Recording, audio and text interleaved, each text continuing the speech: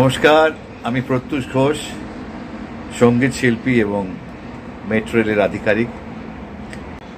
বড় কলকাতার পূর্তির যে অনুষ্ঠান হচ্ছে তাতে আমি সকল সদস্যবৃন্দদের শুভেচ্ছা জানাতে চাইছি।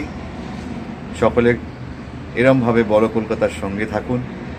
বিশেষ করে আমি শুভেচ্ছা জানাবো আমার ছোট ভাই সৌমিককে। সৌমিকের একক প্রচেষ্টায় কিন্তু আজকে বড় কলকাতা পায়ে পায়ে এত দূর এগিয়ে এসছে। সৌমিক, তুমি এগিয়ে চলো, আমরা তোমার সঙ্গে থাকবো।